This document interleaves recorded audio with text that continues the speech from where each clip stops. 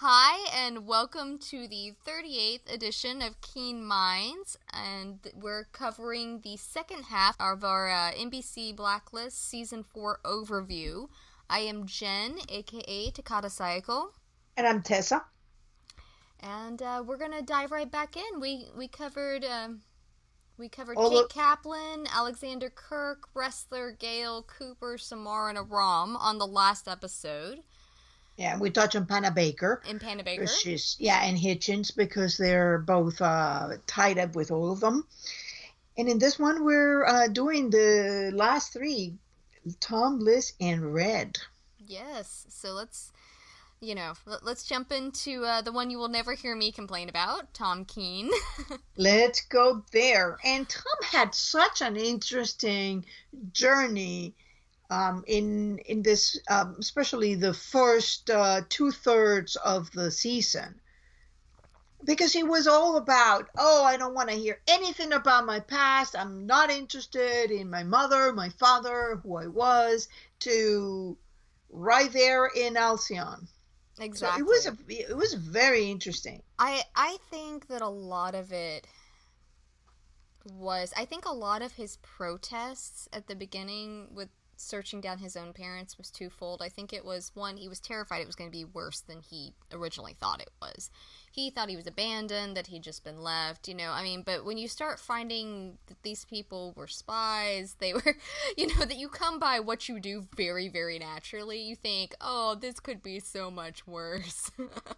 Mm-hmm. And it's coming off of the whole Kirk experience. When he was trying to talk Liz out of saving Kirk at the beginning of season 4, or about midway through season 4, and Kirk's dying in the hospital, and Liz is talking about, being his donor, and he says, why would you? This is the man that tried to throw our child from a rooftop, that kidnapped you, that took our kid from us. Why would you do this? Yeah, in fact, he's saying like he's not getting a lot of this hospital. Either he dies of natural cause or I die him. Yeah. I'm not sure Tom wouldn't have put a bullet in him himself, but he did not like Kirk, and I don't Or a blame him. pillow. Oh, well, of Yeah. course. I'm sorry, did you not want that pillow over your face? You should have said something. Yeah. I know. Red used the same thing. Oh, let's Yeah, not compare. Sam and Kirk are not. Distorted. absolutely. But they're both parents figured to Liz. That's fair. So, yeah, Nah, don't go there. That's not a parallel I want to see. it's it's a sort of parallel. The Blacklists have so many parallels. Some of them are more straightforward than others, and I think you have to embrace them all. But that's me. Well, I'm a little twisted. I'm hey, strange. Tom did not actually put a pillow over his face. I would not No, argue that he would be willing to, but he anyway, didn't. so he's coming off of all of that, which he felt like if Kirk survived this, it was just going to continue making their lives a living hell and chaos, and they were never going to be safe. And so he's coming off of this, and all of a sudden his parents are popping out of the woodworks, and I think he just kind of put on the brakes and went, nope, nope, nope, we just did this. I Yeah. have learned my lesson. I don't want anything to do with it. And he had just told Liz to look to her future, not to her past. And so I think he felt like that to not be a total hypocrite, he needed to do the same thing, even though it wasn't the same situation. I also think that he, in his mind, though, they would have had rejected him. Even though he intellectually heard Red saying that he was taken from his parents, and then he had seen Scotty being all torn up about it with the picture and the whole thing. I don't think that really got in his brain because Red told him you cannot trust her what she says. So she's not trusting. He's not trusting that that is the truth. Well, I mean, it's that, and it's also Scotty was missing her 4-year-old little boy, her perfect baby boy, as she called him in season 3. Tom's anything but perfect. He's well aware of that. He knows how screwed up he is.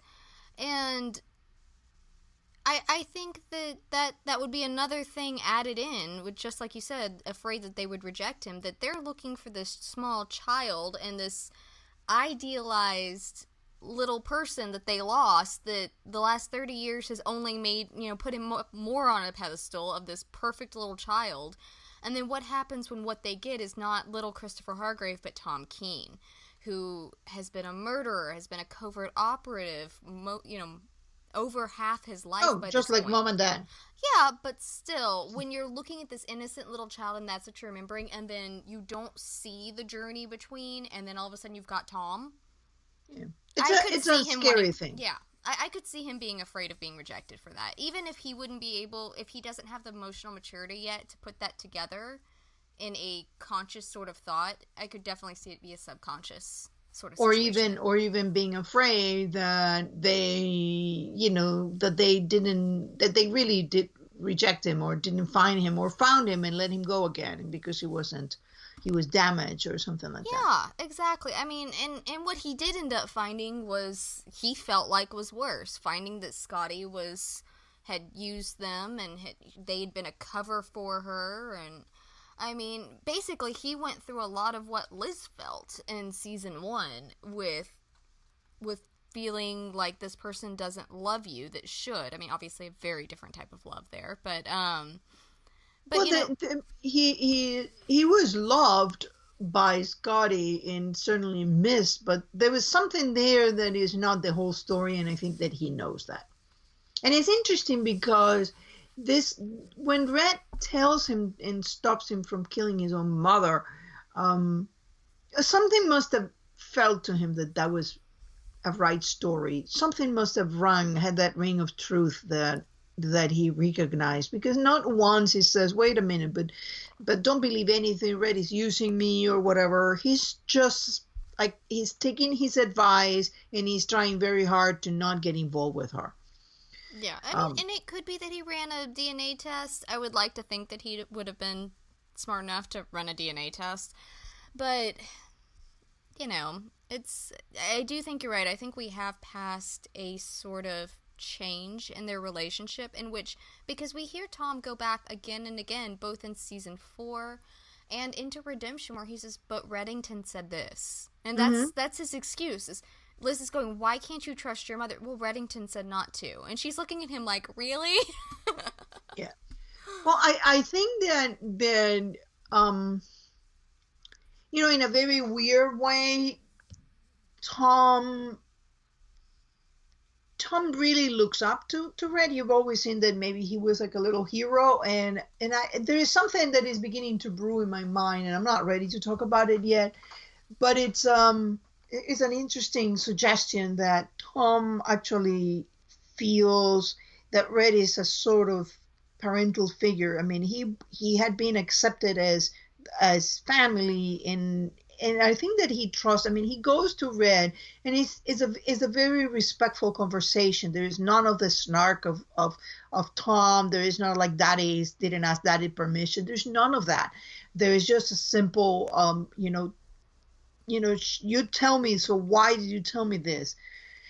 He's definitely toned down the snark with Red since the wedding, since all of them. Since they got Agnes back, definitely. Since they got Agnes back. I think that since it became evident to him that Red is Liz's father, whether he cannot prove it, he cannot back it up, and it's not his place to tell Liz any of this. But I think that for him, and that's a reason why even after Liz was supposed to be safe, he still works with Dembe in 408 to get Red back. Bring in this woman. Tom has told Liz that he thinks Reddington's her father. He's told her, I think, several times. Yeah. If you make the assumption that in season 1, when he said your father's alive, he was referring to Reddington. Now, that's an assumption. I don't know if that's ever been clarified, if that's what that meant. Mm-hmm. But he seems to think he knows who her father is at that point. And then in season 2, when they're working together to try to find Katerina, he says, well, doesn't that make Red your dad? Couldn't Red be your father? And she's dismissing him like, no, my father died in a fire. Yeah. And he's like, okay. Yeah, and I mean, so he's made this comment at least... Daddy will walk you down the aisle. Yeah, exactly. Is Daddy going to make me talk?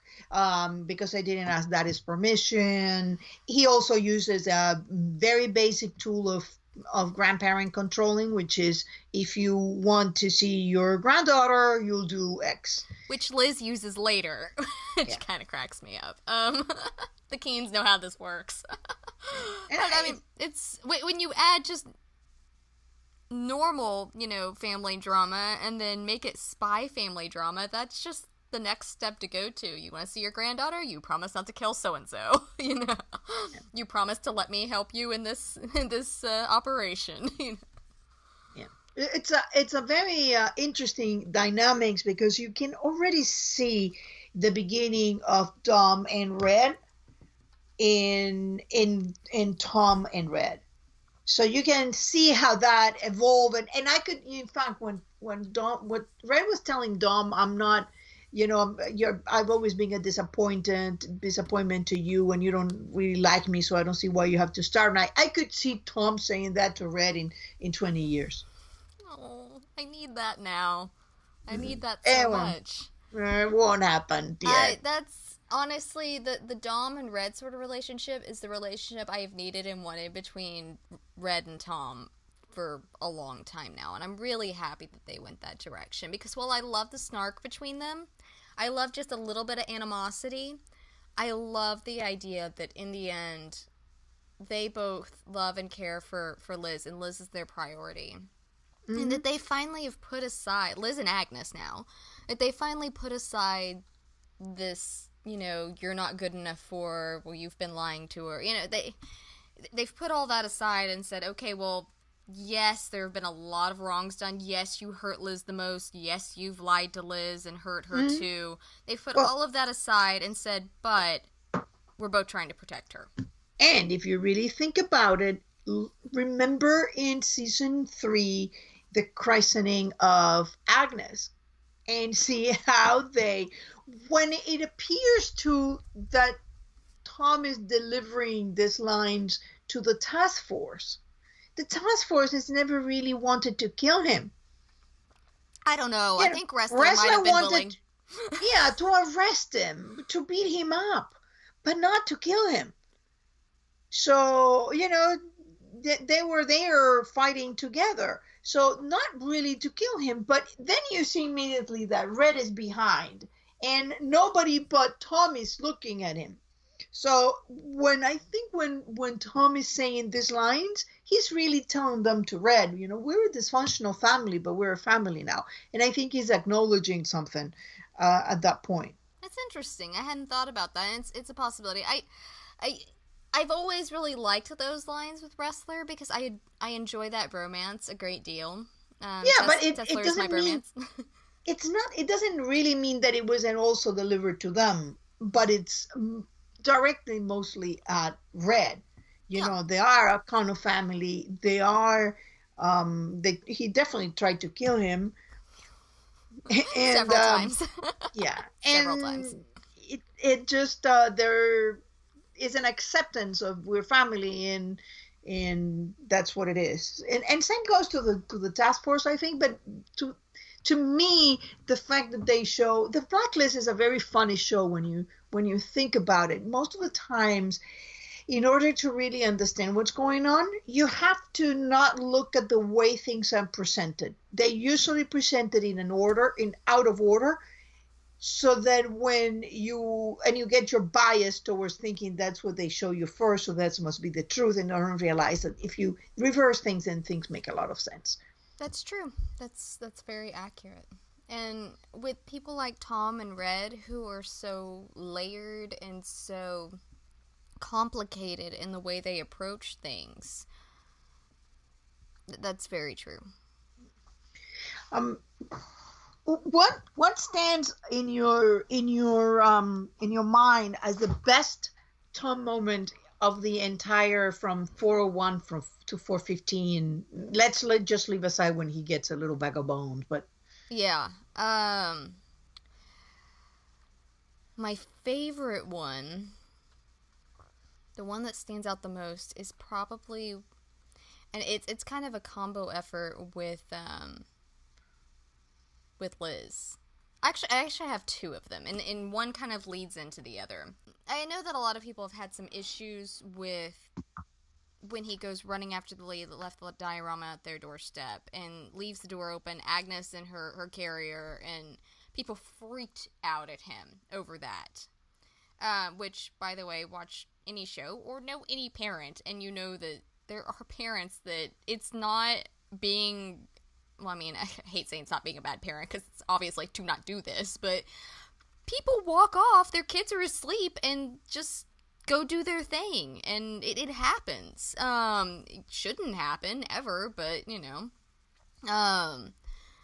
But I was watching an episode of The Big Bang Theory, and it's like Howard and Burnett walk off without the kid, you know, and you're like... I've had friends that have happened. It's like, didn't you take the kid? No, you were taking the kid. Where's the kid? Exactly. But right then, I think that was a very... It was a very intentional scene, because it was showing that he just shifted into spy mode. That there was a threat around someone he cared about, he was nullifying the threat. He went after it. And then you can just see the realization on his face when he gets downstairs and he goes, holy crap, I left the kid alone. Liz isn't up there. And goes flying back up and just is holding her and hugging on her and kissing her, and like, he realizes what he's done and what that automatic go-to was. Hey, the kid, if you really think what the kid had gone through, Mato had it in a makeshift boat going from Cuba to Miami. I think that's just, you know. Yeah, but but that leads into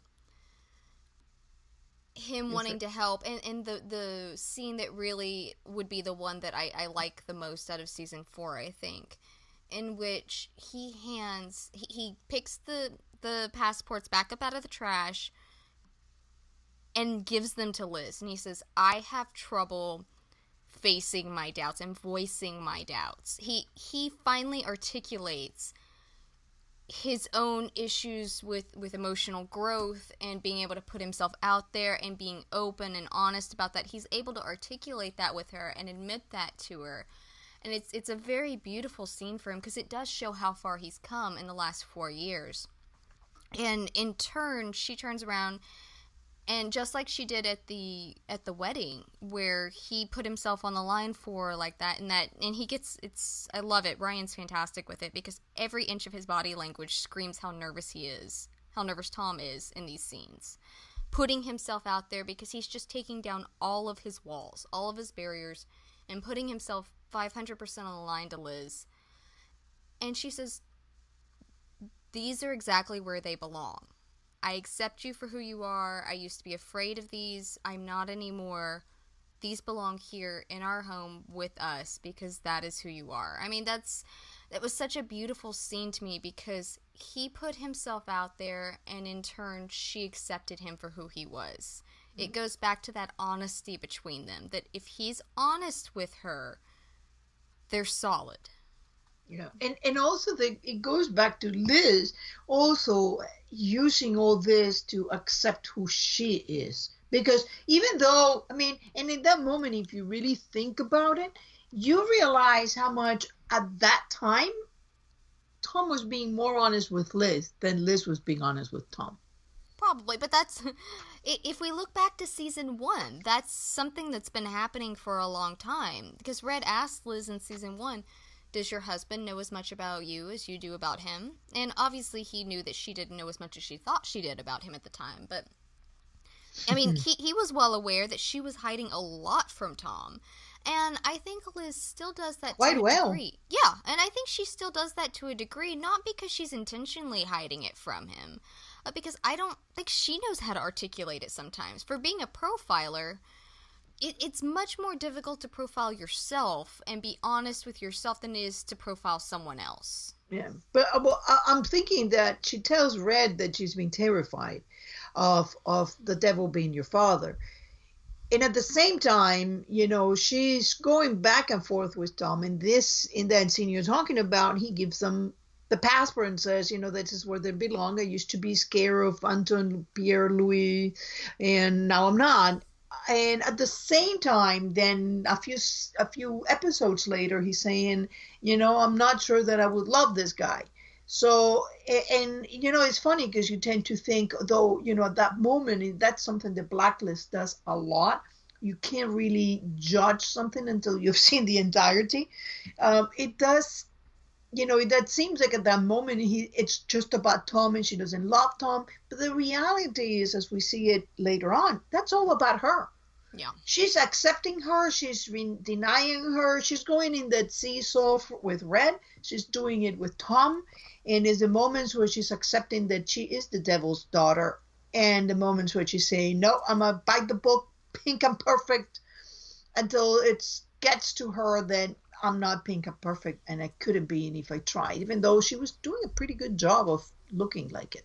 Yeah, but I mean, there's a difference in appearing that way to other people and struggling with it internally.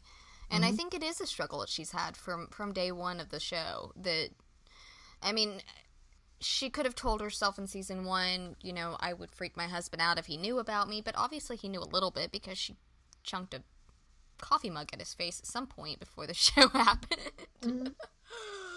So, I mean, typically pink and perfect people don't have those kind of angry reactions. Yeah. It's one of the things that in my rewatch is becoming more and more evident is that this is, from Liz at the beginning to the time when she erupts in Cooper's office screaming at Wrestler for hurting Gina, that there is something, that Liz is this put together naive agent that got nothing real. I mean, this is a nice facade that she's put on. Well, I think then she saw this facade that she was living in slipping away. She stabbed Red in the neck for it because part of it was that he threatened her husband, but the other part was she was losing this perfect husband. Yeah, I mean, she loved Tom in season 1, I think, but there was also this. He was the perfect little school teacher, so he was a good complement to the perfect little FBI agent, and they had their perfect little house with their perfect little dog and their perfect little child on the way. Everything was perfect. And so when Reddington came in, was a lie. Exploded. Yeah.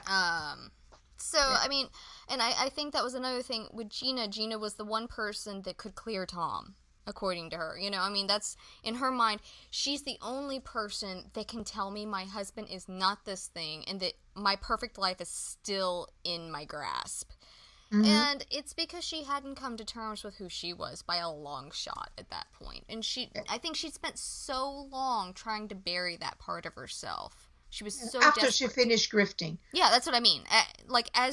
Whenever that point was that she said, I no longer want to be the person I was as a teenager, when she, sucked it up, went to college, got her degrees, got into the FBI, all of that, I think she layered it on so thick for so long that when she saw it starting to crack, that started actually making it crack faster because she got so angry and tried to hold on tighter.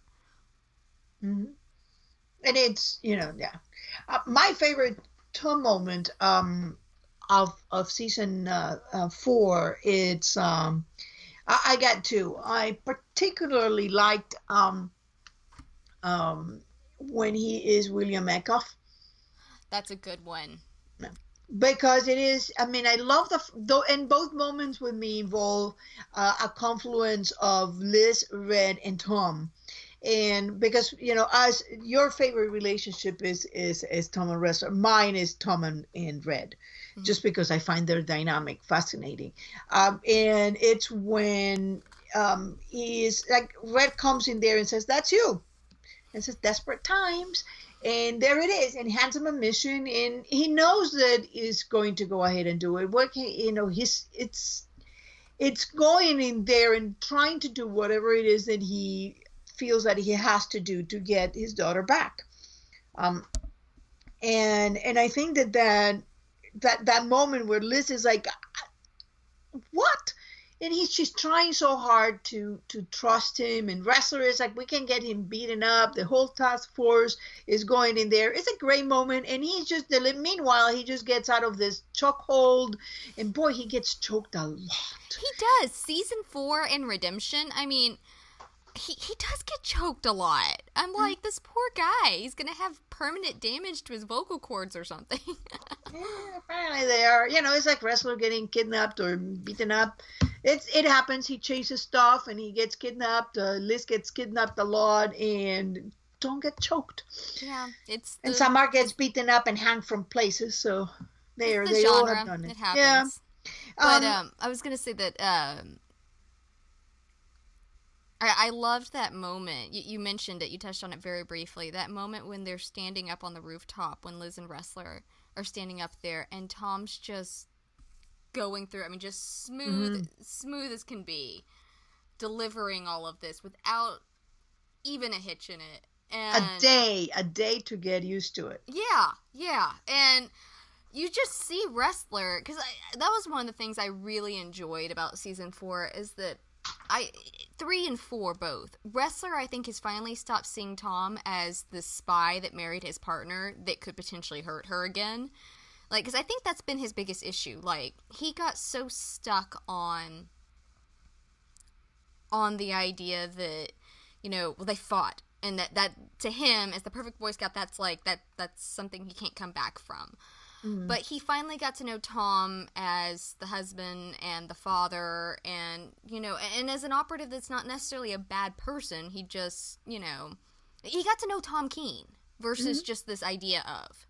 And so I love seeing them standing up there, and he goes, wow, he's good. And Liz just gets this proud little smile like, yep, now you get to see it too. Yeah. And I love that comment about he made me promise to trust him. I would have loved to have seen that scene of him going, don't come in. Whatever you hear, whatever happens, do not blow my cover. I love you. Do not come save me, Because Tom is always... We saw in season 2 that a lot of times when Bud sent his operatives in, there was no backup. There was no contingency plan. They had to come up with their own contingency plan and deal with it. They were on their own. And so Tom's used to pulling it on his own. Yeah. And we have also seen it when he worked with in Redemption for the CIA. I mean, they said they disavow operatives like that. They issue a burn notice and you're on your own policy. Yeah, but I don't think he was ever in CIA operative. But he was an operative working for them as a contractor. Yeah, so that maybe. There would be nothing. They send him on a mission. You are taking. Yeah, we have no idea who you are. And I think it'd probably be even more that way for someone like him, who is not actually affiliated with the CIA, who's just being used for. Mm-hmm. Yeah, and so I mean that's what he's used to. That's what he's used to, exactly. But I loved that little moment. You touched on it very briefly, and I needed to. And my second goes into when he works and he becomes Edgar Legat for Red. It's a great moment because I love the change in there, and to me that is probably the moment where that relationship congealed into these we're family members. Red does enter the apartment. He hasn't done it to talk to Liz, which is a respectful thing for Liz. He does it for Tom, but he's asking for it. He's not threatening. He's not, dangling a carrot in front of him. He's asking for this. What was the line that he I thought maybe, or something like that? when Tom goes, you want me to be Legat? I thought maybe. It's a great scene because Red is trusting Tom with a creation that he has nourished for a number of years. He's this mythic assassin that they're all playing when they need to, and now Tom gets to play it. And Tom completely fanboys over it. Yeah, and then it's like, oh my God, he's like the gold standard of assassinations. So it's very funny to see that, that the mix and how they approaching each other. And from you go from Zamani to this point and you realize this is a very, very interesting journey they both are in. Then Red is just asking him to do it, and he goes ahead and does it. Then Liz is like, we were finding an old normalcy, which was, I'm sorry, BS. Big time, big pile of it, because they weren't finding any normalcy. There wasn't nothing normal about what they were doing. She was going undercover. Uh, they were she wasn't even an agent back then, and she had murdered a guy. Forget it. There is no normalcy. And Tom is not going to be a school teacher anymore. That she's going to be pink and perfect. And that badge that she's holding, that's not going to be there for a long time. It's Well, just I not do in think this. that in Redemption, that scene where they're talking at the very beginning when they're shuffling Agnes and the phone call and everything, he says that he has an interview with an elementary. I think that was putting the cap on the teaching career once and for all. Because, I mean, he's tried and tried and tried to go back to it. He likes it. I think he does enjoy it. I have a headcanon that he, in between ops, he taught at St. Regis. That, he knew that he enjoyed the teaching aspect of it. And I hope someday in the future we see that after that he starts, doing a lot of the training in Halcyon and such as he, starts getting out of the field and into the operations at Halcyon.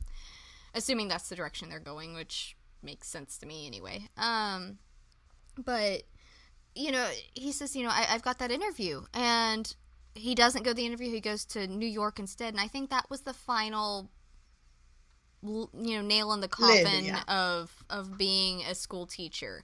He's tried multiple times since he came back. Boston was a bust. This one was a bust. It's done. It's over. Tom, take the hint, Yeah. And I think it's also a very nice segue they did there into Liz's doubts. And sometimes, if you really think back then, we had no idea where they were going with it, I mean, we could have more or less have an idea, but the casual viewer would have said, what?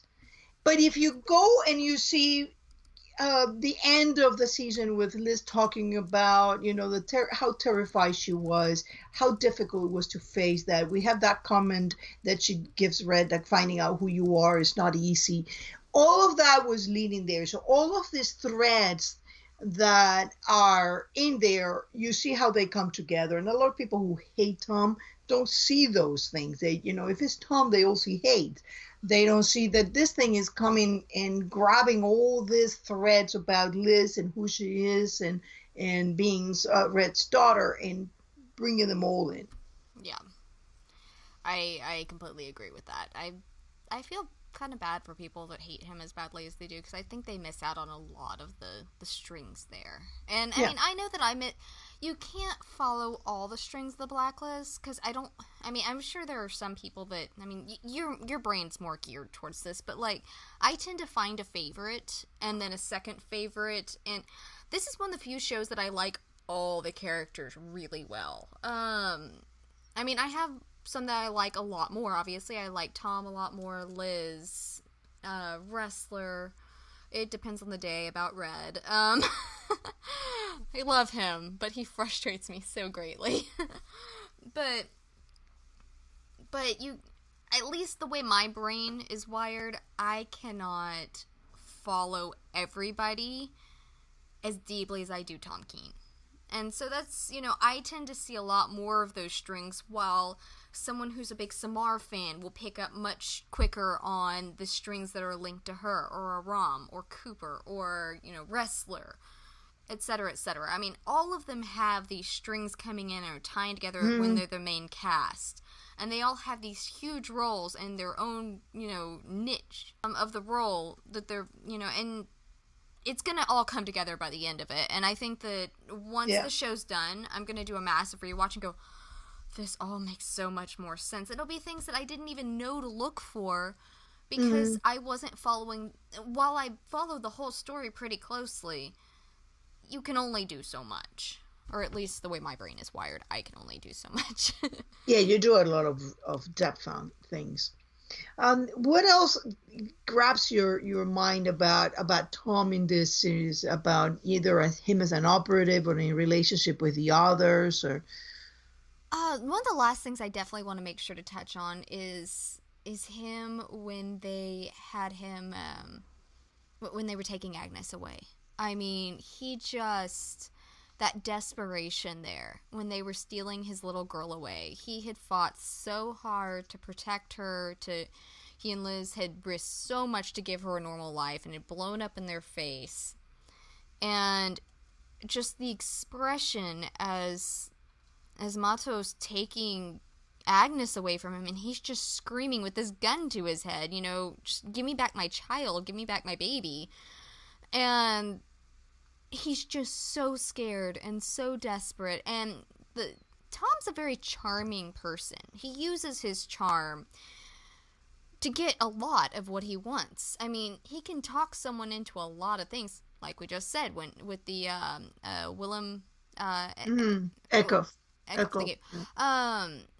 I mean, he charmed his way out of that, and then he beat his way out of it. I mean, he can take a bunch of different routes. He was so desperate when they took Agnes. Yes, he did end up fighting back physically, but there was just a whole new layer of that when it was his little girl. And I loved that. I saw it with Liz, with Megan, too. She did just as stellar of a job in the same episode of Esteban. But that was something that I will always love with him. Yeah, we did touch on a lot of those parallel scenes during our series in this. But this season 4 in general was great for parallels. They were everywhere. They were layering them so thick. They were, literally everywhere. And I am sure that as we learn more of the story, we realize that we missed some parallels because we didn't even know there were parallels, which is what I'm finding out as I'm doing a rewatch of season 1. And I've done a rewatch after each hiatus, the summer hiatus. I've done a rewatch. Sometimes I've done a rewatch in between between A and B. So this is nothing new, but yet with information geared in season 1, little details have come to fore that before were completely under my radar. I didn't even notice them. They're sometimes tiny things, sometimes they're big things. There's a lot there. And I know that I said that last thing I wouldn't touch on, but there's one more. Like I said, my thing is Tom. Tom is the character that I focus on, so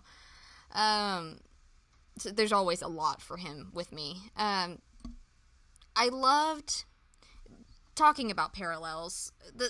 We saw in season 1 that Tom has a habit of when he's arguing with people, when he's fighting with people, that he likes to take that and turn it around. He will, he can get very vicious in an argument, and he and Liz both do this. It's all about you. Yeah, they just get nasty with it. I mean, that's why they're in season 1 when he was doing it too. Their fights were they make my heart hurt, because they just both dig in with the knife and go for pain. And well, this one was, she had a snark bad this season, like when you were a neo-Nazi. And that's what I was gonna say, is this fight I think really highlighted how far Tom's come, because people like to throw around gaslighting on Tumblr a lot with him, and in that Fish moment, wash, as Red would say. And in that moment, he had, with the tension they were going through, because I remember, I think it was Bokenkamp put out an interview at the time. He said, they're living in this fake little apartment. Do you know how much tension that would cause? That sense of not quite normalcy that's, fake normal. Like, that's... Their baby's missing, and they're under guard. All of these things constantly being watched in a fake apartment, living in a warehouse with their child missing, might die. There's a lot of stress on this young couple. And so, if Tom was ever going to go back to those old habits of his, that would have been the time. And Liz is pushing as hard as she can. Like you just said, was that back when you were a neo-Nazi? Was that when this? Just like anything she can pull out of his past that he knows that she hates, she's taking it and digging the knife a little deeper. And you see him just take this breath and go, I'm not going to fight with you on this. And he's he could have just said, to take the bait. Oh, he could have just said, well, maybe that's the day that you took a gun and murdered the attorney general in front of a witness. Or Because even hello. just pointed out that Kirk has a link to her and not him, and this is all her fault. I mean, even just that, he could have completely turned it around and blamed her for their child being missing, because at the time Liz does, because the next day they're talking about it, and she goes, if our kid was missing and it had nothing to do with me, I would have done the same thing you did. And so, that's why Liz is reacting the way she is, but Tom is finally reached that point where he sees that as well, and he stops himself no matter how much it hurts personally. He stops it because he knows that the anger she's throwing his way isn't actually directed at him. It's at her. And that shows so much emotional maturity. And for someone like him that has grown up the way he has, that has been through what he has, emotional maturity is huge. And I love those steps. Yeah. And since you got one more, then I get one more. Go. It is that scene on the plane with Kaplan and Tom. That to me, it's the scene where it's cemented that for Red, Tom is family now. Because I know that people used to say, he's berating them. No, he's saying age of wisdom. And if you really look before, when he's with Kate, he's talking wisdom. It's understanding where your chosen path lies and staying on it. So he's telling Kate that the lack of wisdom is her. Then he tells in the plane is age or wisdom. Well, he already told wisdom is about Kate. So age is about Tom. He's just telling Tom, you're too young to understand what is that this is. And it's a great moment because Tom could have gone bananas. Red could have gone bananas. And they don't. This could have gone so much worse. And they don't. I mean, he's just sitting there. Red is gently berating him and saying, you two just do as I tell next time. And it's just, that is such a parental thing he's doing there. It's like, okay, well, you did that and I get it. Believe me, I do get it. But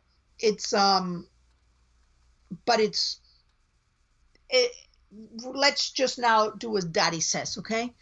I love that moment. All right, and I think with that we could you ready to go into Liz? Yeah, because and Liz and Red are obviously very much intertwined. Yeah, it's gonna be very hard to both together and with Tom, and so some of this is already, kind of been wrapped up in, because these three are very closely related, and because they're family. I mean, that's...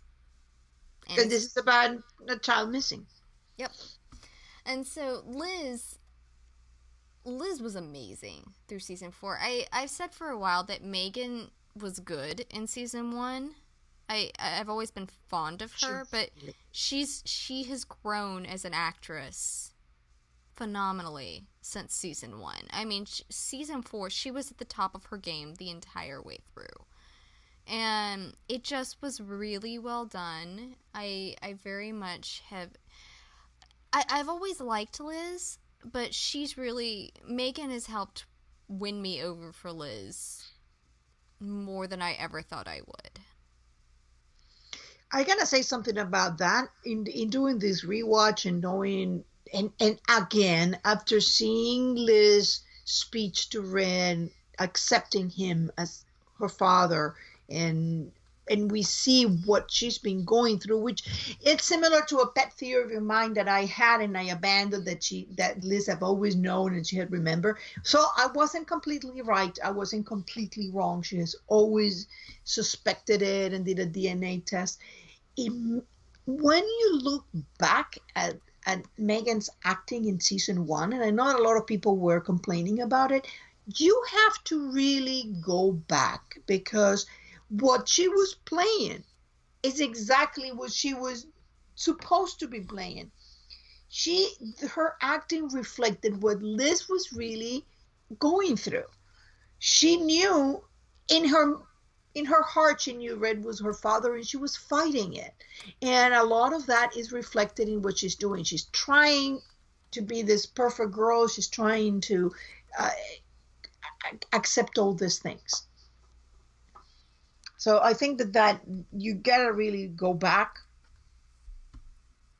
And I'm thinking that when this show ends, it's going to be even more Oh yeah. evident. I think once the show's done, a complete series rewatch will blow your socks off. I mean, it's going to be impressive.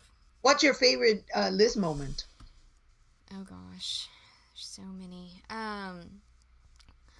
This is kind of an odd one, but I Mm-hmm. really liked it in the Dembe Zuma episode where she's sitting in the car with Red and they find out Kate's alive. And she gets, I think it's just a single tear, and she goes, "Can this be over? Can you guys be even now?"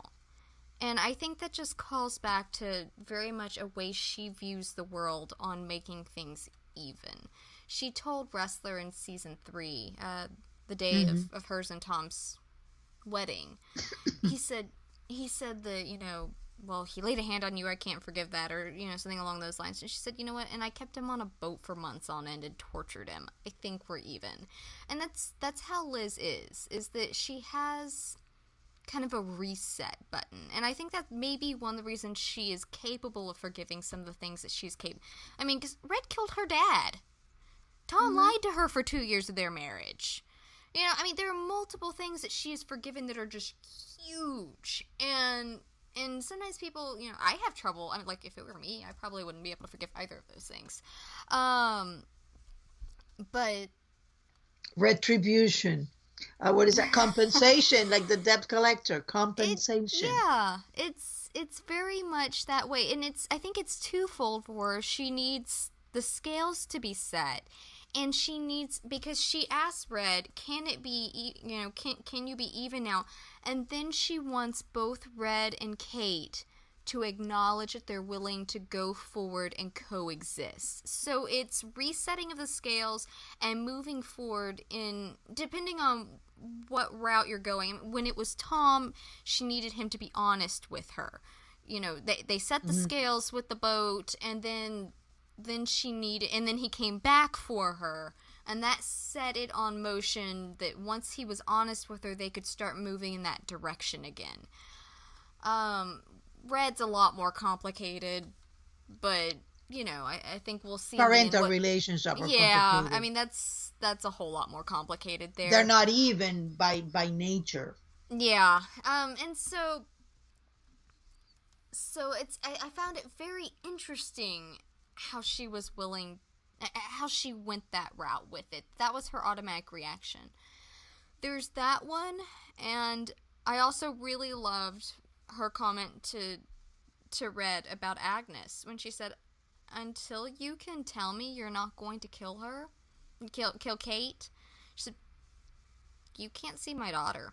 And I think there was a lot of different things that went into that. I think it was like you and I were talking about earlier, that it was, manipulating the grandparent to get what you want. That's in part, but I think it's also that she wants to be careful who she puts around Agnes. Agnes is already in a lot of danger. She's around a lot of dangerous people. But Liz and Tom are kind of the exception to the rule. I mean, they do some very dangerous things, some very questionable things sometimes. But they're her parents. I don't think Liz wants to just have anyone that would just kill without thought, or kill someone that has been loyal to them. I think there's a moral line there that she drew. And she was like, if you're willing to cross this again, I don't want you to be around my daughter. I don't want that kind of person near my child and influencing her young years to become like you. And so she wants him to be better if she's going to let him around Agnes. And a sort of version of Red wanting her to be pink and perfect in getting rid of Tom because she wants to regain that, keep that innocence and not let her be who she is. maybe. Funny how we repeat the things that our parents do, right? Well, I think it's a little bit different because Agnes is a little baby. She's 12 months old. I mean, she's in the age where she's picking up left and right from everybody around her, and if Liz lets someone that's willing to just kill anybody around her, that's not exactly a great role model, Yeah, I think it is the same thing. I think it is just that instinct that parents do to protect the innocents that usually backfires 10 times over because it just ends up exposing kids to even worse without their parents there. And it's just trying to let her be with who she's not. I mean, she's the granddaughter of spies, the daughter of an agent and a profiler and a spy. It doesn't matter what they do. Agnes is going to be exactly who Agnes is, and I think that's something that it took Red for Red to understand this. It took Liz to fake her death Mm-hmm. to finally for him to get, you know what? I gotta stop. Yeah. To realize he was smothering her. Mm-hmm. And so, yeah, those are a couple of the scenes that I liked best with. And like I said, she's had so many fantastic scenes that it's hard to choose. But those are a couple of my favorites for Megan and for Liz this season. What about you? Well, for me, I gotta say my absolute favorite is that last scene with Red. It's a good one. She is there is this is a grown woman who have gone on a very hard journey. Then, those memories were taken away from her to protect her. She's been fearing that the devil is her father and what he says about her. And she's coming over there and says, I love you, I hate you, we're family, and why would you not tell me these things? And I think that there's still things that Red is not telling her, and is again missing an opportunity to tell her, this is the reason why I did this. I think it might be because he's also protecting other people, but it's a beautiful, beautiful scene. There is, I notice that she's the one that goes to him, not to be comforted by him, which has always been the case of their previous Hawks, or Red going to her. It has been her to comfort him. He is so afraid. He's paralyzed with fear. He's fully prepared for a total blowout and Liz throwing things out and rejecting him and telling him he's a monster and he doesn't want anything to do with anybody again. And instead she goes over to him and she is the one who embraces him. And you see Red relaxes a little bit because he knows there's a lot more than he doesn't know. But he takes that moment and he relaxes into her. And it's like, and I felt Red is starting to come home. Yeah. He's seen the light, and the light has come to him, and he was able to see it. That star that leads him home. Mm-hmm. I love that. It makes me so happy. It was a beautiful scene, and it was terrific. Well, it's interesting because when I was gifting it, I realized how much. One, how long the hug is. Like, it just, there's not a lot of camera movement. There's not a lot, I mean, there's a lot of facial expressions, obviously, but there's not a lot of, swinging out into wide shots. It's very close in, it's very, and I think that says so much for both Megan and James, that they can pull those off. I mean, and it not feel like the scene's dragging. I mean, when it's just a conversation, it's close in. I mean, because most of us are wired to be very short attention span. Mm-hmm. Have a very short attention span. And so the fact that it didn't feel like a super long scene, because it's different watching scenes like that without the audio. I feel like that's when you notice those sort of things, or at least when I do. And it's such a compliment to their acting that they were able to pull that scene off as spectacularly as they did. Yeah. Now, a lot of people have complained that they wanted Red to say yes, oh, I'm your father. That would have pushed it into soap opera. It would have been horrendous. It would have been cheap. that moment where he says broke is such a harsh word, prefer liquid, that is an acceptance without being an acceptance. And it's just, he's not fighting it, he's not saying anything, he's just doing a feeble attempt at a red speak thing. And he's just fear. Yeah, He had she backed him into a wall and show him the DNA. There is nothing he can say. She knows. Yeah. And he doesn't deny it. Mm-mm. I mean, the entire time with Kirk, he wouldn't tell her why, obviously. But he kept saying, "You see him as your father. I don't. It's Mm-hmm. not correct. Things can be faked." And we've seen that DNA tests can be faked. That's not an issue. Which And is the so, reason why Cooper goes back to 30 years ago instead mhm. of taking a recent DNA test. It was masterfully done. That scene was beautiful. It was well done. It was pared down to a bare minimum, and it worked beautifully. Yes, I thoroughly agree. Did you have any others that stood out over the season? Yes, I have that scene in the car with Red when she's telling him that she failed, and because of what she did, she can't protect her child. And Red, you know that he's dying inside, that he's just wants to tell her, I know exactly how you feel, because I felt the same way. I failed to protect my little girl because things have done. You're in danger. It goes back to Dr. Linus Creel telling her the sins of the father. You are your parents' children, and you can't do anything different. Um, it's just, I think it was one of those beautiful moments, and she's crying, and he's just dying, and it was again another very little scene that beautifully done, beautifully acted, spectacular performances that just was heartbreaking. Yeah, and I love that. Still to this day, one of my favorite lines from that season, when she tells him what Kirk's done, he goes, "How cruel."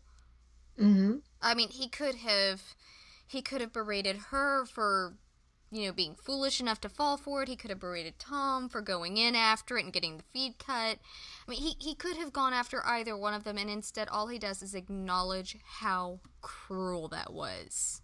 Hmm. And for Red, who always has an angle at everything, that was spectacular. That he just was there to comfort her. He didn't take advantage, he didn't use it to manipulate, to or for against anything. He was just there for her, and that was beautiful. And Liz had a lot of other beautiful moments for me. I think that I love her in the harem. She was great. I loved Um, it when she's going around the pole and that little smile she gets. Oh, I love it. It was such a fantastic scene. that's criminal Liz, and you can see how easily Red slipped into that, because Liz could do that in a heartbeat if she had to. Mm-hmm. And for Liz, I think there was a she's been going on this journey, and I think that the end of season 4 marked the big end of a huge arc for Liz, which is understanding who she is. I don't think that she will be going back into perfect Liz.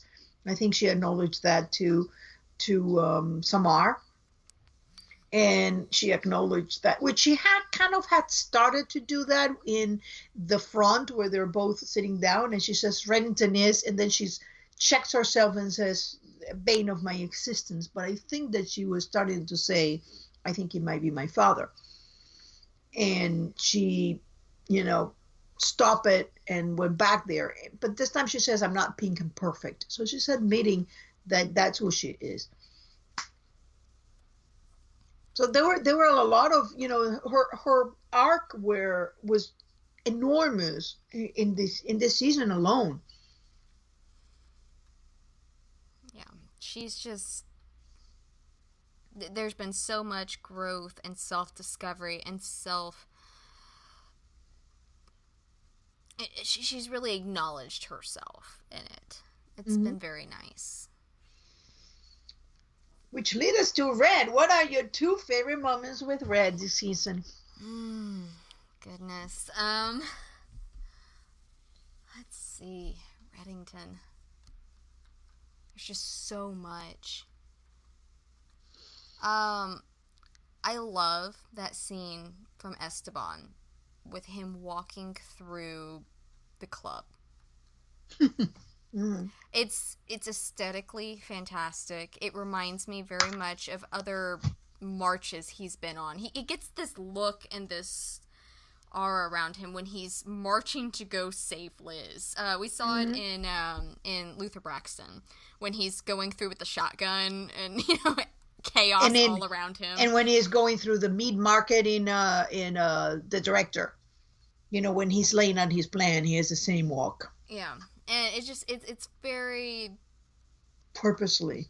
Yeah, and I just love it, and I think it's a fan favorite. I've never seen anybody complain about one of those. James pulls it off flawlessly, and that is definitely one of my favorites. And I loved his scene. I'm trying to think of things we haven't already touched on with Tom and Liz, because I loved a lot of the scenes between them. But I also loved his scene with Gail. Hopping in the car with Gail. That was a great one. Because we've talked about before that a lot of times you can judge the actors in the Blacklist on how they match up to Spader. Are you able to look away from Spader for 5 seconds because he's so compelling? That's how you know it's a great actor. On stage with him is if you can watch both actors. If he grabs some of the attention into himself. Exactly, and I think that he did, and it was just I loved that moment. So what, are you gonna kill me? No, I'm gonna take your phone. I love in that scene. It's like, more to come, Agent Gale, more to come. I'm so sad that there's not. And I will say this, but I may be infringing on one of yours. So if so, feel free to run with it. Dom. My 2 favorites. Well, you started with one. What's your next? No, I did too. The walking through the Oh yes, and the Gale scene. And Gale. No, my scenes with Red, my favorite ones on this episode, on this season, is that scene that he has with Kate when he tells her who Elizabeth is she's no Masha anymore. And that, because for him, I know that you've been like, character growth. It's like, for a long time, the character growth we saw with Red was towards Tom. This is the time where he has shown this remarkable character growth towards Liz as well. It started when he stopped calling her Lizzie and she became Elizabeth, and Lizzie was a once in a blue moon that he used it. But this had become his thing with Liz. He is finally putting in words that Liz is an adult, that no matter how much he wanted to keep his little girl innocent, she is not an innocent girl. She is a woman who made her decisions, that she was born into a world of criminals and she chose that world. And he doesn't say even she married a criminal, but she did. It's who she is. And Twice. Face it. Yeah, and face it. I mean, had she married somebody else, it would have been like Emma's marriage. It would have dissolved under Red. I've said time and time again that if Tom had been the clueless school teacher, he would be dead or gone. Yeah. He would not be here in season 5. And that's, Emma was the perfect thing. Once Emma got involved with Red, her marriage dissolved. It cost her marriage because it's not... Liz needs someone that can keep up with her. Emma obviously needed someone that could keep up with her and didn't have that. And so, thankfully, Liz chose wisely. But that's one of...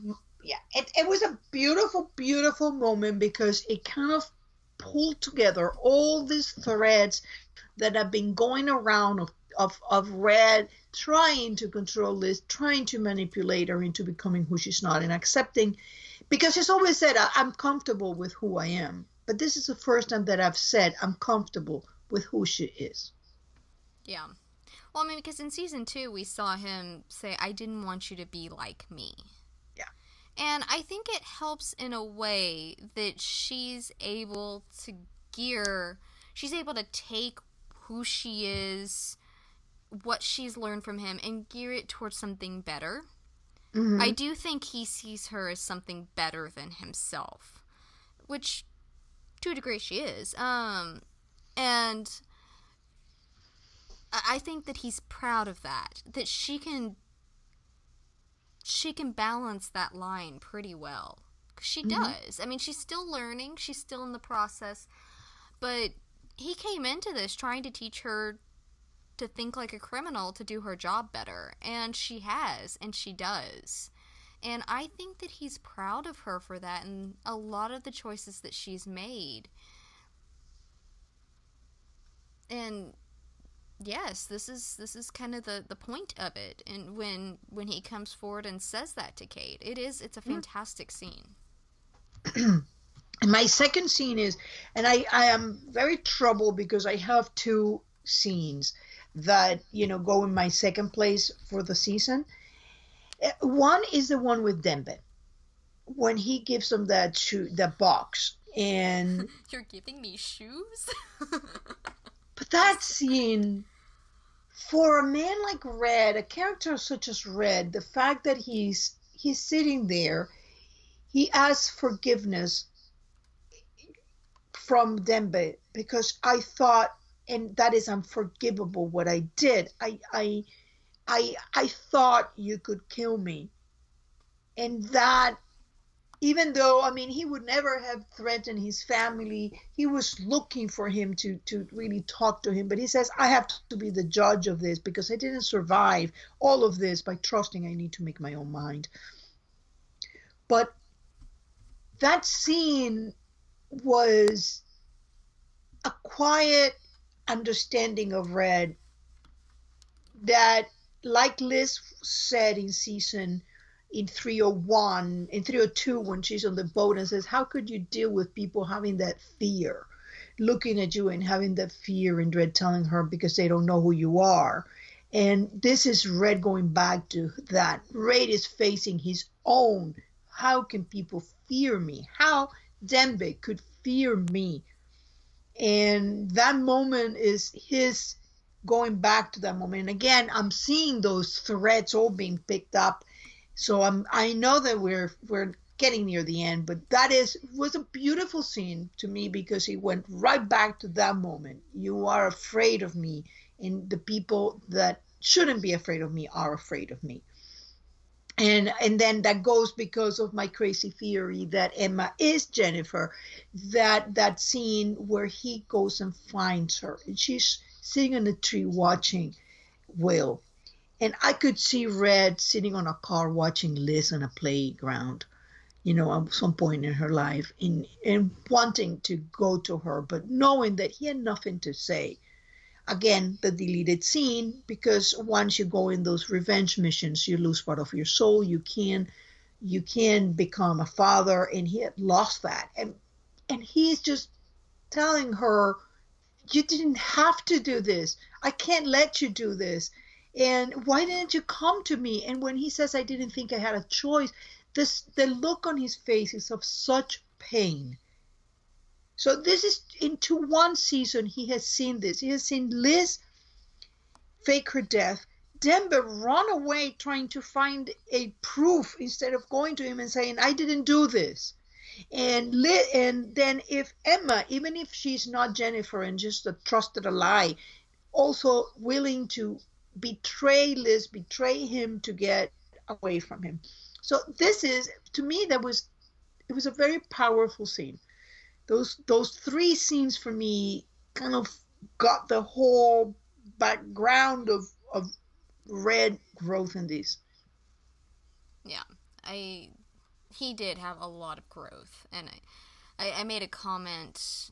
I think it was after the finale. I said I've griped a lot about Red over this season, but I was so proud of him there in that final scene with Kate because she is so determined that he's gonna kill her, and he says, "I'm not gonna do that. I've made that mistake once. I'm not making that mistake again. And you can tell it's not because someone's bullied him into it. It's because he has finally acknowledged he made a mistake. And that mistake, like you were just talking about with Dembe, has led others that he never wants to fear him to fear him.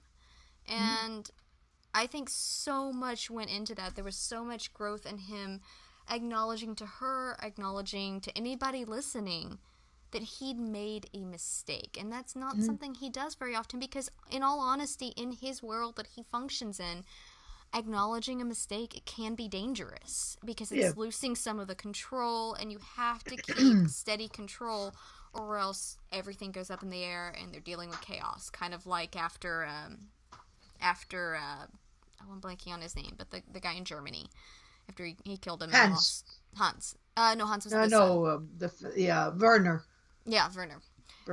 When he shot Werner, that he said that everything was up in the air and they'd have to be comfortable with chaos. I mean, when you lose control of things, it's chaos in that world, which is deadly. But he was willing to give up some of that control by acknowledging he had made a mistake. He is fallible. And I think that was such a beautiful thing with Red, and he's come so far. And as much as I think he came into this to help protect Liz, to help Liz grow, she's helped him grow in ways that I don't think he could have ever predicted. No, I don't think so.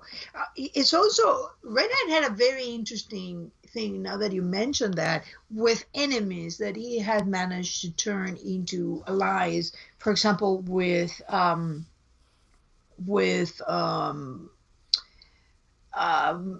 Magnuson. That was another gorgeous scene where Red is just talking about the appearance of truth, and Baldur is actually saying, okay, here is where I die, because obviously this is the way it goes.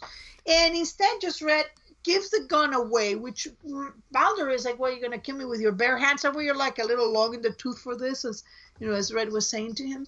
And instead, he just launches into that beautiful monologue about the appearance of truth and what truth matters.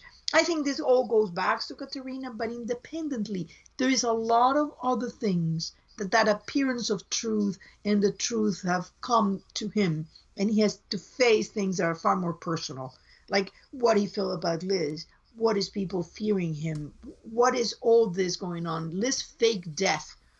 All this have gone to him to get, and his world is coming, is coming apart the moment he pulled that trigger. That's probably the one thing he did in anger. Probably one of the few things he has ever done in anger that has ended up for him very badly.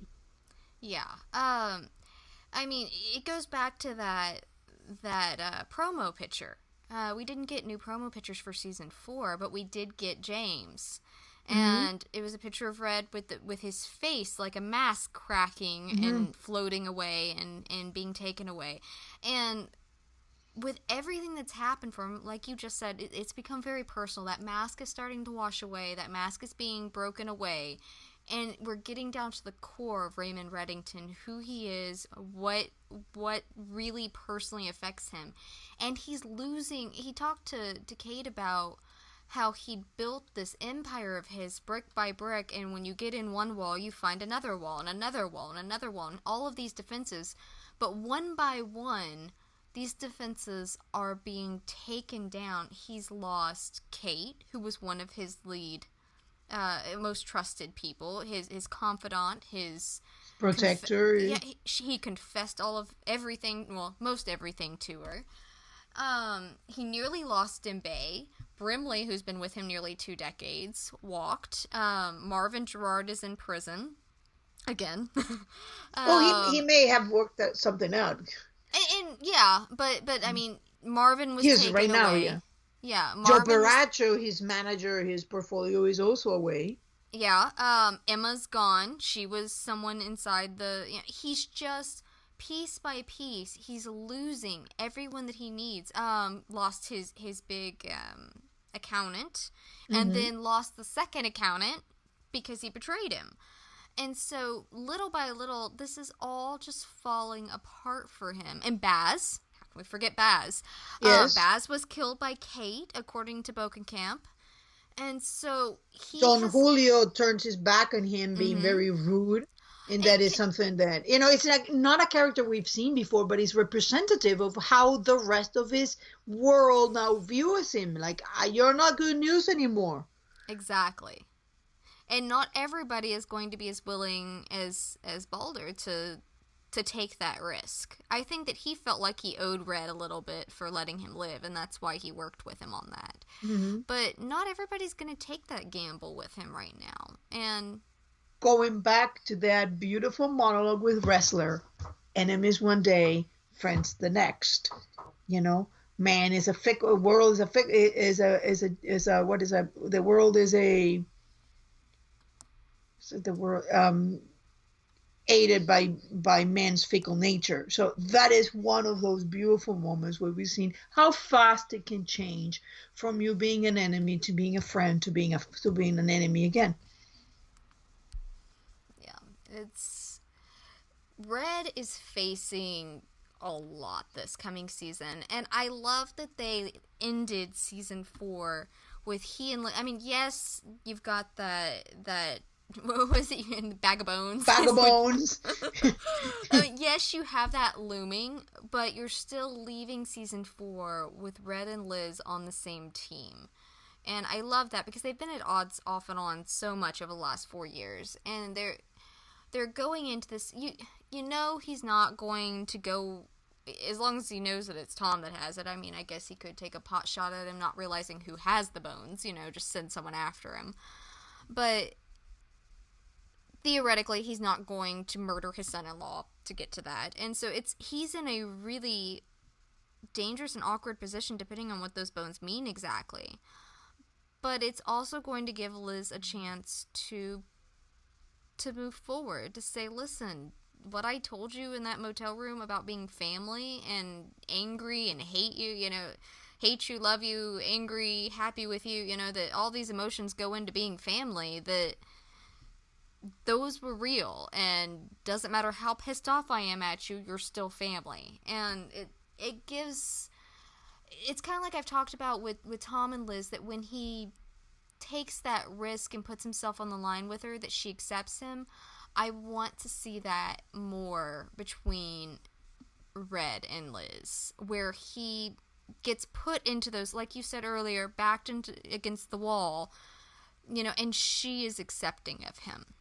Mm-hmm. I want to see that moving forward, and I hope we do. Well, we're going to be in a very interesting place because we have Wrestler who had killed accidentally Hitchens in a moment of anger.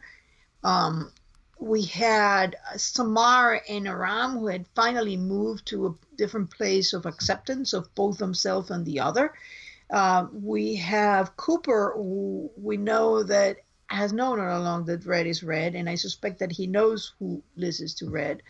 And so they have just basically done something that it wasn't for the good. They've been solving cases. They've been accepting cases from Red. They've been turning a blind eye to what Red does in order to get bad guys. Now this is the moment where the bad is not about the bad guys.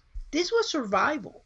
Mm-hmm. So basically, they have been all turning to that exact moment where Red had to choose survival and became a criminal to do survival. So the entire post office have now become officially criminals. They've done things that are for survival, not because they're catching bad guys.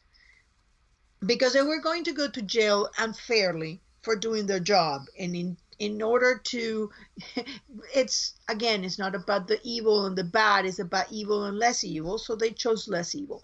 But it's an interesting point there. All of them are. I agree. And it's finding themselves and rebuilding. There were so many questions in season 4 that were internal questions about who they are, why they're doing what they're doing. Are they really just Reddington's pawns, or are they doing good? There were a lot of questions broached, and I think that we'll see how that pans out after exactly what you said as we move into season 5. Mm-hmm. Should we talk about Dom? Yeah, yeah. Before we wrap up, Or yeah. let's dig deeper into Dom, because Dom is such, he hasn't been on there a lot, but he is a truly amazing character, and obviously one that Reddington goes to keep some of his deepest secrets. Even Kate didn't know about him. Or Rostov.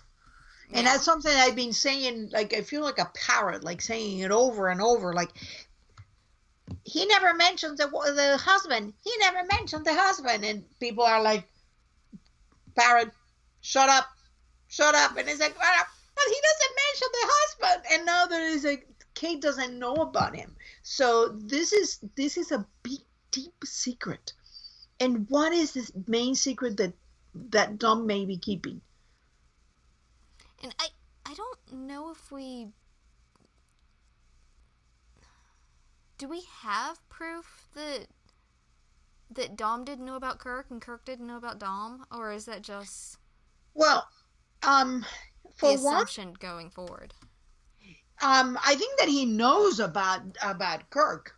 But what he never does in a moment where they're arguing back and forth when they both think that Liz is dead, he is blaming Red for things that Red did. And meanwhile, had it this been the way it seemed to be, hello, there's this woman, his wife is married to this guy who's a billionaire and who's apparently a nice guy, and she's a KGB agent, and she gets involved with Red, and she ends up pregnant, and Red is a father, obviously he knows that.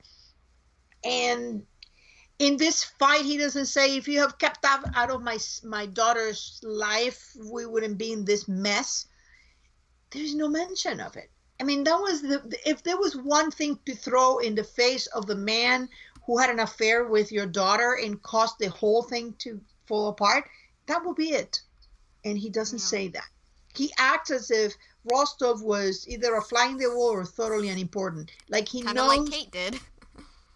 So, what is the big mystery is, why is Dom such a big guarded secret? And to me, it has to be because of because Katerina's identity. Because her father gotta be a well enough known figure that knowing who he is will make something in Katerina's life make no sense to anybody or put her at risk or them at risk. There's no other way.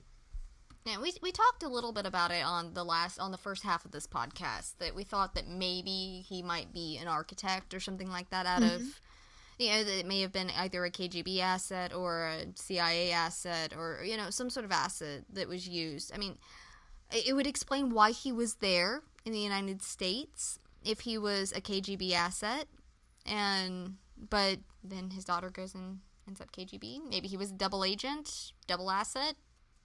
Or maybe he wasn't either, and finding him will mean that Kate's identity as a KGB asset is gone.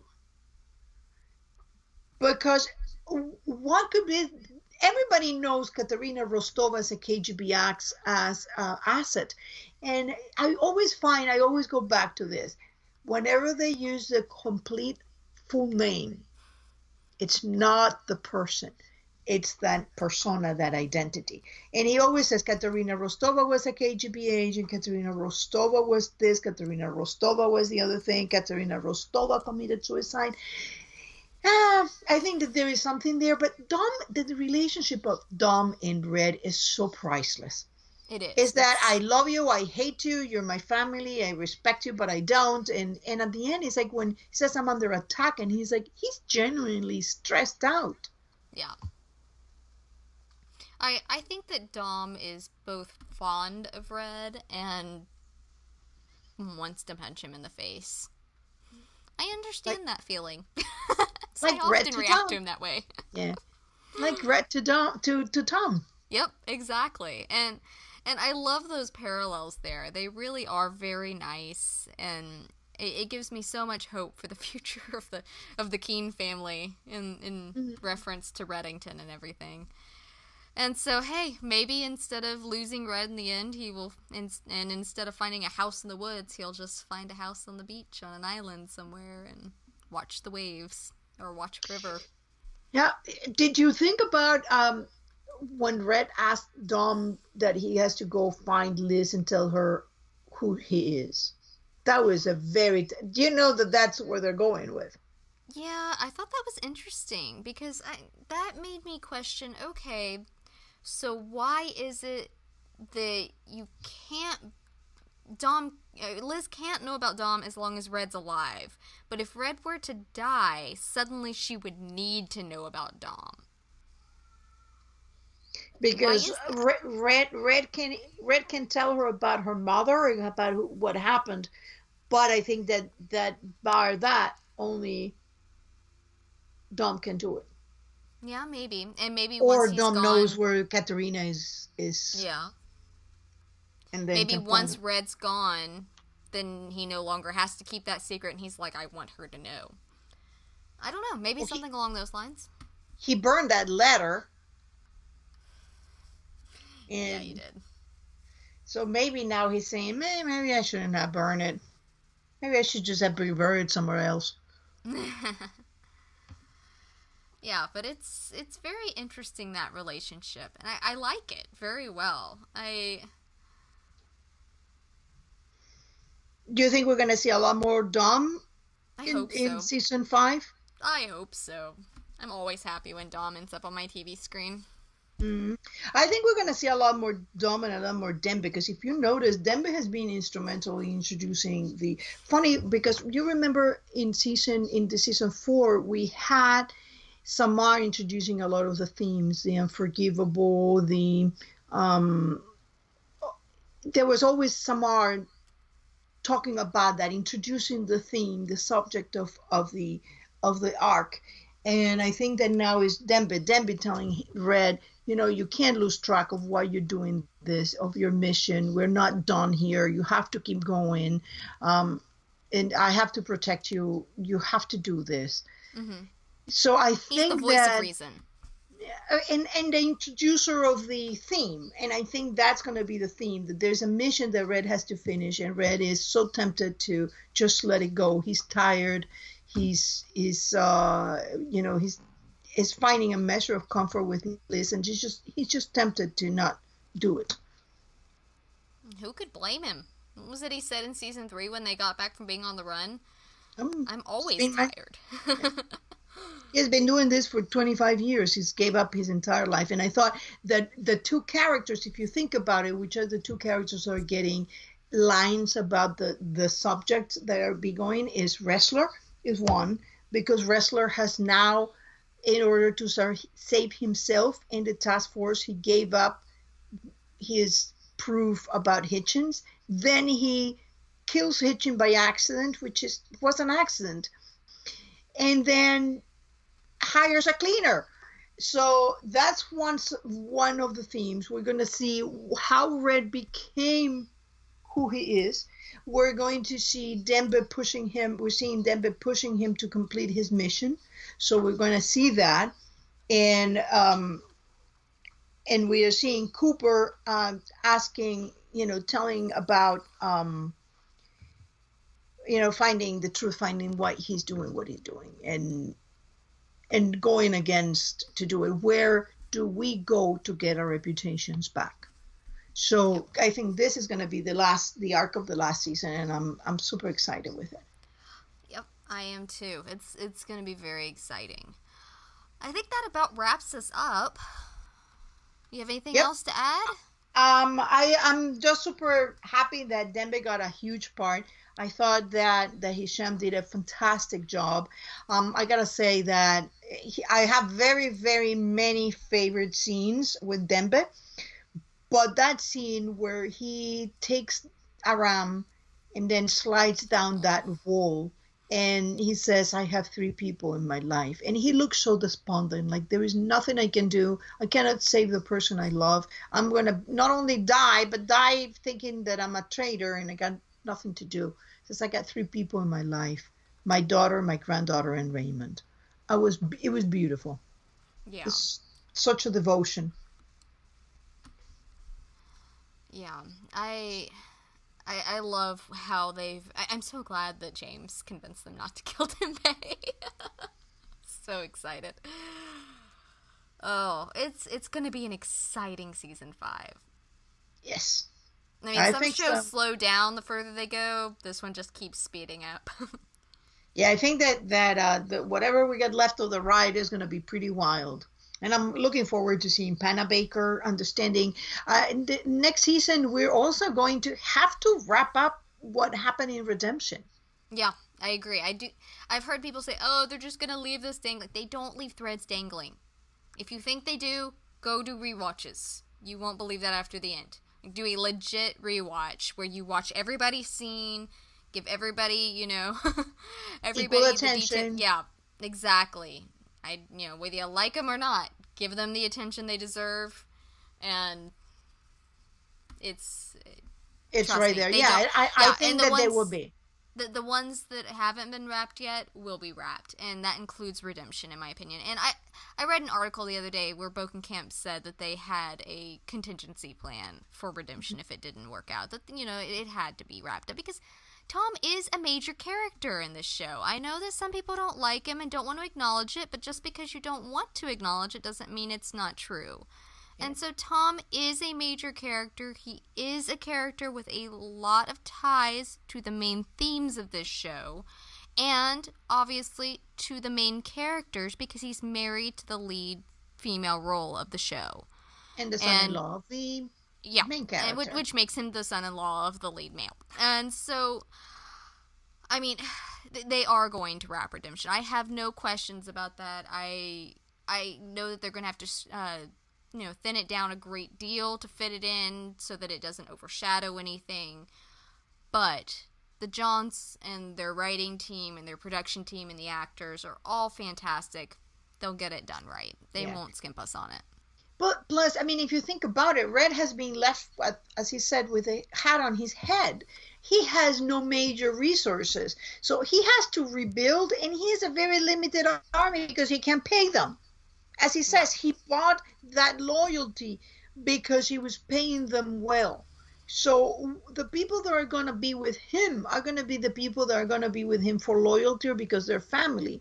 And in that is his, how you call that? Howard. What is Howard to Red?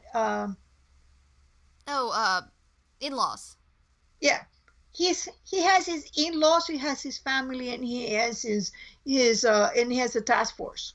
Yep. And he has a few loyals because we know that Marvin didn't want to give him up. We know Joe Paracha didn't want to give him up. So I'm sure that those characters are going to come back. It's going to be Dembe.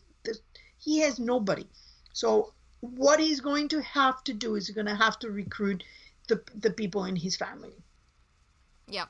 And if we can get Scotty out of jail and get her and Howard on the same page without them wanting to kill each other or, electric shock each other. Well, I was thinking about that and I was thinking, boy, I do wonder if the relationship because we haven't seen, other than that moment, we have seen Katerina remembered by Liz in that scene with not when she was looking at that ghost writing the diary. That was disturbing to say the least. When she was Liz was going a little goofy during that point. Yeah. The baby monitor and that, and yeah, she wasn't very even well Tom tight. realized she was going a little bit out on the edge there, and he's just like, I'm just gonna take care of this for you in my own way, honey. Just sit back, have a cup of tea. Talk to the baby in the monitor. Yay! I'm gonna go find our kid. And meanwhile, we have what I was talking about? Reds, who all Reds could yeah, I mean, it's like, use. I wonder, we have seen, oh yes, Katerina.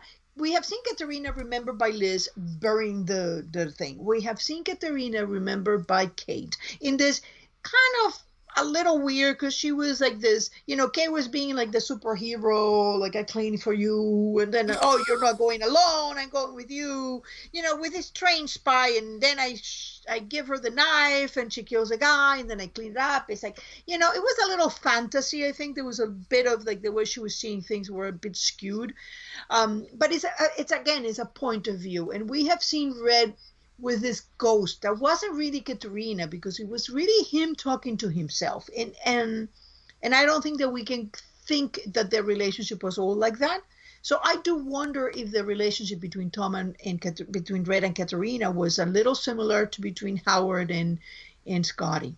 I mean, we know that she had a temper. I'm looking forward to it. I want to see those four in a room together, because I'm convinced that they've known each other for years. And, yeah, I think that there is a lot to it, because we've seen ties of Katerina to Russia, and we know that we have ties of Howard to Poland. So we know that we're building those Russian. We had that news that they were going to explore Russia, the Red ties to Russia. I would not be surprised if Red is of Russian origin as well, because that would be the normal people to get to do your counterintelligence, because it can pass. And he's got a lot of Russian books in that weird little apartment of his. Mm-hmm. Yeah. Anyway. And costumes. And use Russian costumes. Like the throwing of the glass on the fireplace is a very Russian costume. All right. Well, I think that about wraps us up. So... We're looking forward, and we might have a surprise podcast in which we are guests, and look forward to, we don't know if that's going to happen before or after, for our wrap-up of Redemption. Yeah. Okay. All right. And if you'd like to leave us comments, we're on Facebook, Tumblr, and Twitter. And you can listen to us on SoundCloud, on YouTube, and on iTunes. And with that, see you soon. All right. Bye-bye.